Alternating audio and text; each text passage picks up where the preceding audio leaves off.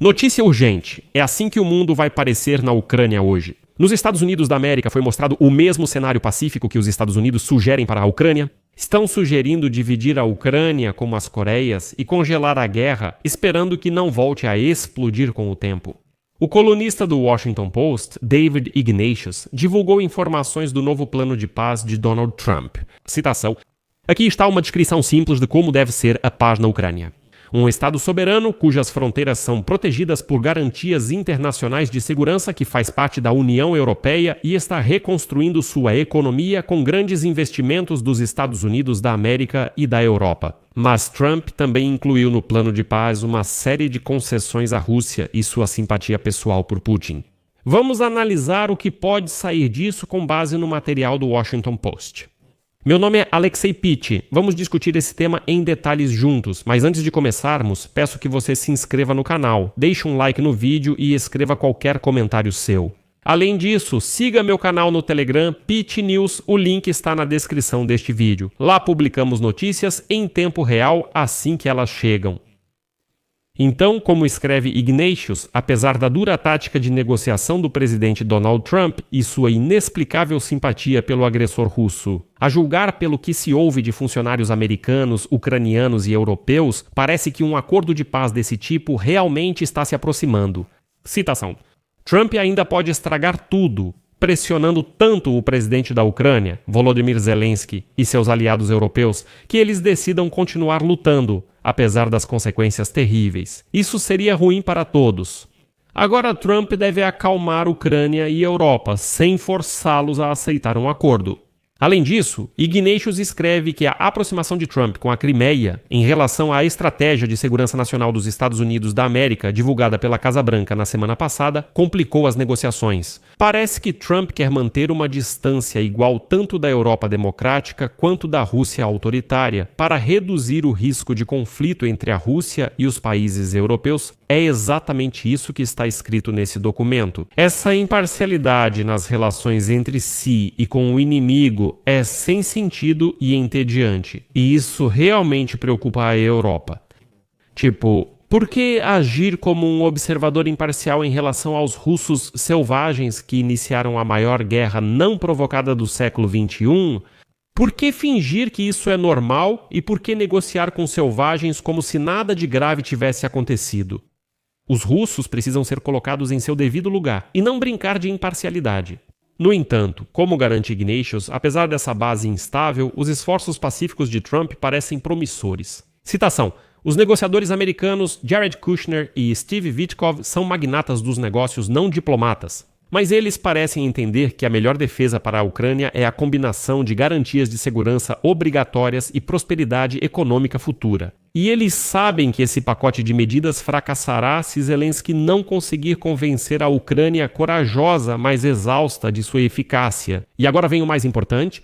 Como já foi oficialmente divulgado, o pacote de documentos para as negociações inclui 3 documentos: o Plano de Paz, as Garantias de Segurança e o Plano de Recuperação Econômica. As negociações ainda estão longe de terminar, porque a Ucrânia e seus apoiadores europeus planejam publicar um pacote conjunto de emendas hoje, na quarta-feira.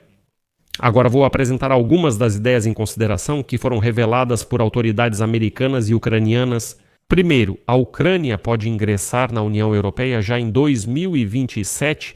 A rapidez na adesão preocupa alguns.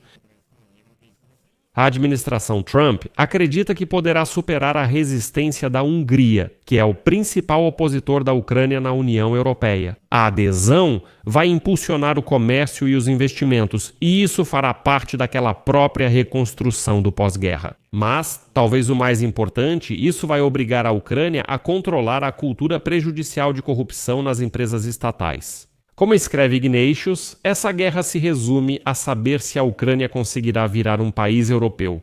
O presidente da Rússia, Vladimir Putin, rejeita essa ideia devido à sua crença na união entre Rússia e Ucrânia. A rápida entrada da Ucrânia na União Europeia, na opinião de Trump e dos europeus, é uma vitória.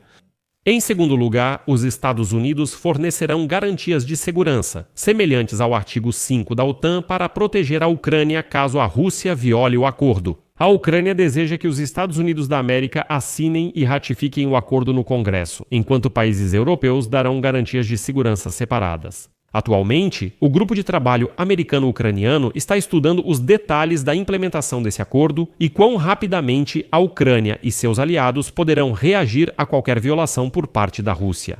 A confiança nas garantias americanas pode ser prejudicada pela estratégia de segurança dos Estados Unidos da América, que aparenta enfraquecer a aliança da OTAN, base dessas garantias. No entanto, a equipe de Trump declara seu compromisso em continuar apoiando a Ucrânia com a inteligência americana, o que é uma condição necessária para a segurança. Em terceiro lugar, a soberania da Ucrânia será protegida de qualquer veto russo. No entanto, os negociadores ainda parecem ter dificuldades com questões delicadas, como a limitação do tamanho do exército ucraniano. Discute-se aumentar a proposta dos Estados Unidos da América de um exército de 600 mil para 800 mil equivalente ao tamanho do exército ucraniano após a guerra. Mas Kiev recusa qualquer tipo de limitação constitucional formal como deseja a Rússia. E então, independentemente do número nominal do exército, autoridades dizem que podem haver forças adicionais, como a Guarda Nacional, Defesa Territorial ou outras forças auxiliares. No geral, a questão do efetivo do exército pode ser contornada de maneira muito astuta. 4. Ao longo de toda a linha de cessar-fogo, desde a região de Donetsk até o Nordeste, no Sul, será criada uma zona desmilitarizada. Atrás dessa zona desmilitarizada, haverá uma zona ainda mais profunda, onde será proibido entrar, transportar armamento pesado, ou seja, uma zona desmilitarizada. Depois, a retirada das tropas e assim por diante.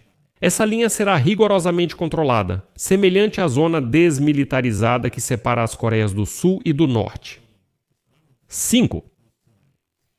A chamada troca de territórios é uma parte essencial do acordo, mas a Ucrânia e os Estados Unidos ainda discutem sobre como as fronteiras serão definidas.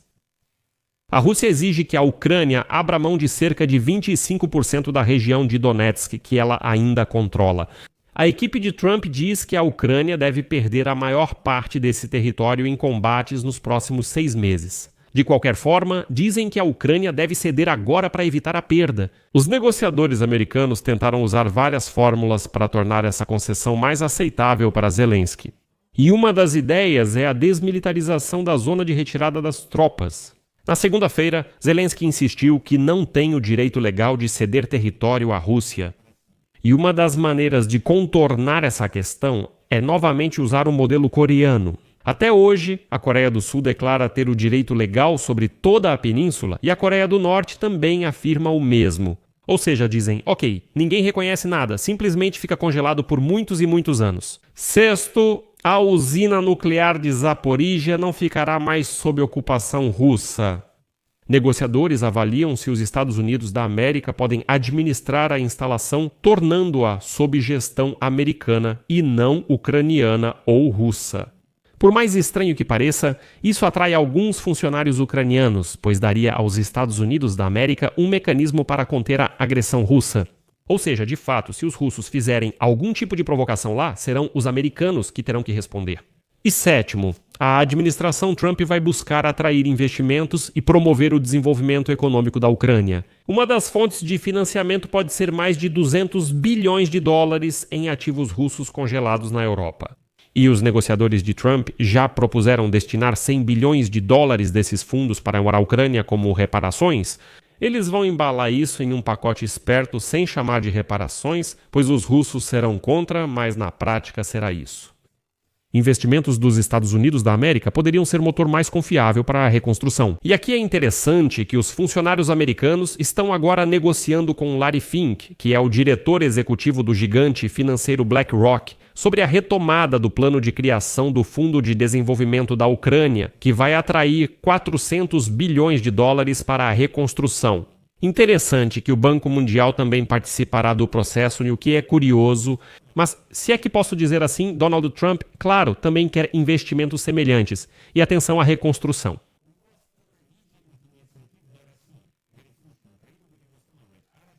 Legendas feitas por Dima Torzok.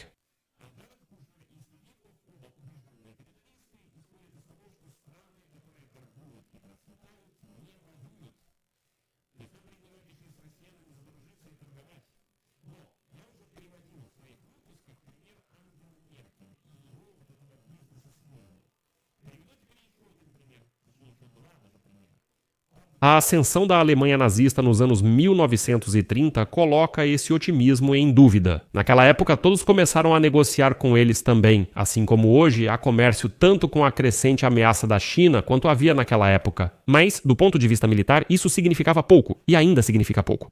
Como escreve Ignatius, em vez de pressionar Zelensky por um acordo, os negociadores de Trump deveriam agir com os aliados europeus para montar garantias de segurança e incentivos econômicos.